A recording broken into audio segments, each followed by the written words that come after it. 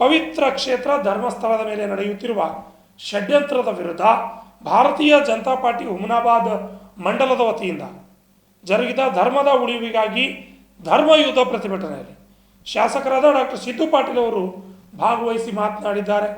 ಹಿಂದೂ ಧಾರ್ಮಿಕ ನಂಬಿಕೆಯ ಮೇಲೆ ನಡೆದ ಪ್ರಾಯೋಜಿತ ದಾಳಿ ಈ ಧರ್ಮಸ್ಥಳ ಪ್ರಕರಣ ಎಂಬುದು ಈಗ ಬಹಿರಂಗಗೊಂಡಿದೆ ಅಂತ ಕಿಡಿಕಾರಿದರು. ಪ್ರತಿಭಟನೆಯಲ್ಲಿ ಭಾಗವಹಿಸಿ ಮಾತನಾಡಿದ ಅವರು, ಕಾಂಗ್ರೆಸ್ ಸರ್ಕಾರ ಹಿಂದೂ ಧಾರ್ಮಿಕತೆಯ ಮೇಲೆ ದಾಳಿ ನಡೆಸಿ ಪುರಾತನವಾದ ಪ್ರಸಿದ್ಧ ಹಿಂದೂ ದೇವಾಲಯದ ವಿರುದ್ಧ ಇಲ್ಲಸಲ್ಲದ ಷಡ್ಯಂತ್ರ ಟೂಲ್ ಕಿಟ್ ಬಳಸಿಕೊಂಡಿತ್ತು. ಆತುರದಲ್ಲಿ ಕಾಂಗ್ರೆಸ್ ಸರ್ಕಾರ ಯಾವುದೇ ಹಿನ್ನೆಲೆ ಪರಿಶೀಲನೆ ಮಾಡದೆ ಏಕಾಏಕಿ ಬೀದಿ ನಾಟಕಕ್ಕೆ ದಾರಿ ಮಾಡಿಕೊಟ್ಟಿದ್ದು, ಐತಿಹಾಸಿಕ ದುರಂತ ಮುಖವಾಡ ಧರಿಸಿದ ವ್ಯಕ್ತಿಯಿಂದ ಹಿಡಿದು ಪ್ರಾಯೋಜಿತ ಯೂಟ್ಯೂಬರ್ಗಳವರೆಗೆ ಯಾವುದೇ ಸತ್ಯಾಸತ್ಯತೆಗಳನ್ನು ಪರಿಶೀಲಿಸದೆ ಧರ್ಮಸ್ಥಳ ಪವಿತ್ರತೆಯನ್ನು ಹಾಳುಗೆಡುವಿ 15 ದಿನಗಳ ಕಾಲ ಮಾಧ್ಯಮಗಳಿಗೆ ಸರ್ಕಸ್ ಆಗಿ ಬಿಂಬಿಸಲಾಗಿದೆ. ಧಾರ್ಮಿಕ ನಂಬಿಕೆ ಎಂದೆಂದಿಗೂ ವೈಯಕ್ತಿಕ, ಆದರೆ ಆಡಳಿತದಲ್ಲಿ ಸಮತೋಲನ ಪ್ರಾಮುಖ್ಯತೆ ವಹಿಸುತ್ತದೆ. ಅಸ್ಪೃಶ್ಯತೆಯ ಕಾಂಗ್ರೆಸ್ ಸರ್ಕಾರದಿಂದಲೇ ಎಷ್ಟು ರಾದಂತ ಸೃಷ್ಟಿಯಾಗಿದೆ. ಹೆಸರು ಹಾಳು ಮಾಡಿದ ಬಳಿಕ ಆರೋಪಿಗಳನ್ನು ಬಂಧಿಸುವ ನಾಟಕ ಮಾಡಲಾಗಿದೆ. ಇದು ಕ್ಷಮಿಸಲಾರದಂತಹ ದೊಡ್ಡ ತಪ್ಪು.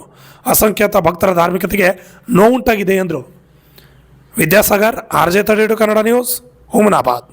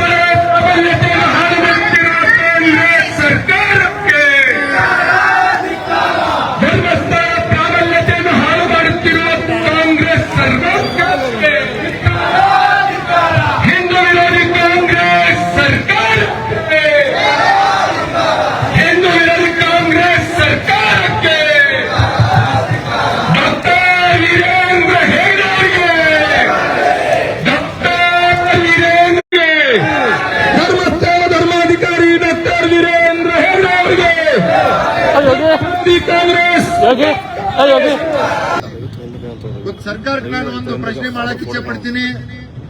ಇವತ್ತು ಅಂತ ಒಂದು ಇಡೀ ನಮ್ಮ ಭಾರತ ದೇಶದಲ್ಲ, ಇಡೀ ವಿಶ್ವದಲ್ಲೇ ಆ ಒಂದು ಧರ್ಮಸ್ಥಳದ ಯಾವುದೇ ಹಾನಿ ಪ್ರಮಾಣ ಮಾಡ್ಬೇಕಂದ್ರೆ ಎಲ್ಲರ ಬಾಯಿಗೆ ಫಸ್ಟ್ ಬರೋದು ಆ ಧರ್ಮಸ್ಥಳ ಮಂಜುನಾಥ ಸ್ವಾಮಿ ಹೆಸರು.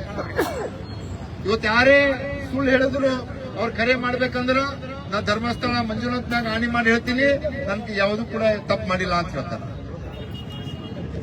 ಈಗ ಮೊನ್ನೆನೂ ಕೂಡ ತಾವು ನೋಡಬಹುದು, ಇಲ್ಲಿನ ಕಾಂಗ್ರೆಸ್ ಮುಖಂಡರೊಬ್ಬರು ಹಾನಿ ಪ್ರಮಾಣ ಮಾಡಿದಾಗ ನಾನು ಧರ್ಮಸ್ಥಳಕ್ಕೆ ಹೋಗಂತ ಅವ್ರ ಬಾಯಿನಿಂದ ಬಂದಿದೆ.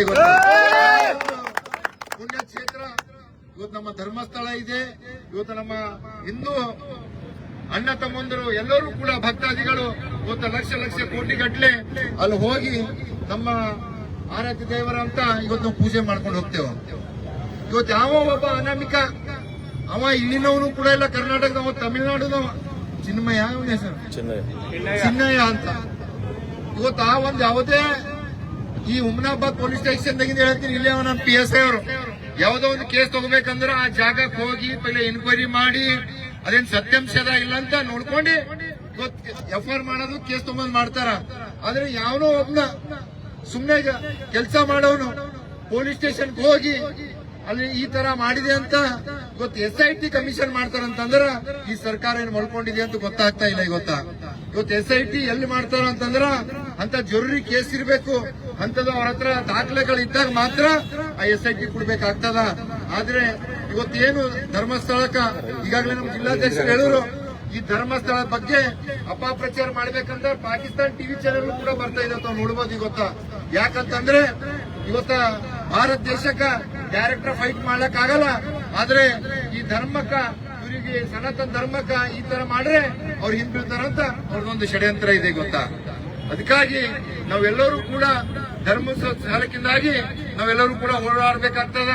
ಹಿಂದೇನು ಕೂಡ ತಾವು ಈಗಾಗಲೇ ನಮ್ಮ ತಾಲೂಕಾಧ್ಯಕ್ಷರು ಹೇಳಿದಾಗೆ ಶಬರಿಮಲೆದಲ್ಲಿ ತಾವು ನೋಡ್ಬೋದು, ಇವತ್ತ ತಿರುಪತಿದಲ್ಲಿ ನೋಡ್ಬೋದು, ಅನ್ಯ ಕಡೆ ಬಹಳಷ್ಟು ಕಡೆ ಎಲ್ಲೆಲ್ಲಿ ನಮ್ಮ ಧಾರ್ಮಿಕ ಹಿಂದೂ ಧಾರ್ಮಿಕ ಸ್ಥಳಗಳಿದೆ ಅವೆಲ್ಲವೂ ಕೂಡ ಹೆಸರು ಹಾಳು ಮಾಡ್ಬೇಕಂತ ಬಹಳಷ್ಟು ಷಡ್ಯಂತ್ರ ಮಾಡಿ ಇವತ್ತ ನಡೀತಾ ಇದೆ ಗೊತ್ತಾ.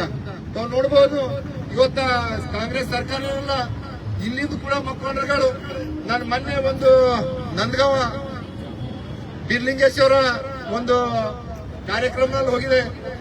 ಅಲ್ಲೂ ಕೂಡ ಇಲ್ಲಿನ ಕಾಂಗ್ರೆಸ್ ಕೆಲ ಮುಖಂಡರುಗಳು ನಮ್ದು ಧರ್ಮದ ಯಾವೇ ಕಾರ್ಯಕ್ರಮಗಳಿರಲಿ, ಇವತ್ತು ಬೀರ್ಲಿಂಗೇಶ್ವರದ್ದು ಇರ್ಬೋದು, ಮಹಾತ್ಮ ಬಸವಣ್ಣವ್ರದ್ದು ಇರ್ಬೋದು, ಮೊನ್ನೆ ನಮ್ದೇನು 14 ಏಪ್ರಿಲ್ ಡಾಕ್ಟರ್ ಬಾಬಾ ಸಾಹೇಬ್ ಅಂಬೇಡ್ಕರ್ ಅವರ ಒಂದು ಜನ್ಮದಿನದಿಂದ ಏನ್ ಕಾರ್ಯಕ್ರಮ ಇತ್ತು, ಎಲ್ಲೂ ಕೂಡ ಹೋದ್ರ ಇಲ್ಲಿನ ಕಾಂಗ್ರೆಸ್ ಮುಖಂಡರುಗಳಿಗೆ ಕೂಡ ಇದು ಹಾಳು ಮಾಡೋದಂತ ನತ್ತೆಗೆ ಇದೆ ಗೊತ್ತಾ. ಅದೇ ತರ ಈ ಕಾಂಗ್ರೆಸ್ ಸಂಸ್ಕೃತಿನೇ ಆಗಿದೆ ಗೊತ್ತಾ. ಇವತ್ತು ನಾವು ನೋಡ್ಬೋದು, ಮೊನ್ನೆ ಒಂದು 25 ಲಕ್ಷ ರೂಪಾಯಿ ಕೊಟ್ಟು ನಾವು ಬೀರ್ಲಿಂಗೇಶ್ವರ ಒಂದು ಸಮುದಾಯ ಭವನ ಕಟ್ತಾ ಇದ್ದೇವೆ. ಎಲ್ಲಿ ಅಂತಂದ್ರೆ ನಮ್ಮ ನಂದಗಾಂವ್ ಗ್ರಾಮದಲ್ಲಿ. ಇವತ್ತು ಅಲ್ಲೆಲ್ಲ ಕೂಡ ನಮ್ಮ ಹಾಲುಮತ ಸಮಾಜ ಎಲ್ಲರೂ ಕೂಡ ಇದ್ದರು. ನಾನು ಭಾಷಣ ಮಾಡಿ ನಾನು ಬೇರೆ ಕಾರ್ಯಕ್ರಮಕ್ಕೆ ಹೋಗೋದಂತ ನಾನು ಹೋಗಿದ ಮ್ಯಾಕೆ ಇಲ್ಲಿ ಒಬ್ಬರು MLC ಅವ್ರ ಮತ್ತ ಪ್ರಜ್ಞಾವಂತ MLC ಅಂತಾರ, ಮತ್ತ ರಾಜವಾಡ ಕಾನ್ಫರೆನ್ಸಿನಿಂದ MLC ಆಗ್ಯಾರ. ಪಾಪ ಅವ್ರಿಗೆ ಅದನ್ನು ಕೂಡ ಅರಿವಿಲ್ಲ. ಯಾಕೆ ಸರ್ಕಾರ ಅವ್ರದೇ ಇದೆ, ಸರ್ಕಾರ ಒಂದು ಮಲಗಿದ ತರ ಕೆಲಸ ಆಗ್ತಾ ಇದೆ ಗೊತ್ತಾ.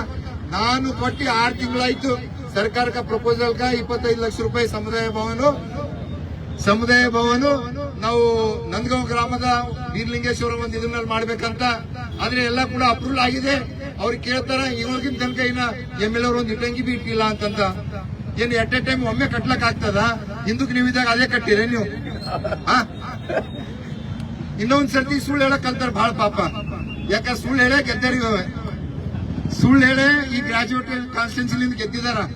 ನನಗ KKRDB ಬರೋದು ನನಗೊಬ್ಬನಿಗೆ ಬರಲ್ಲ.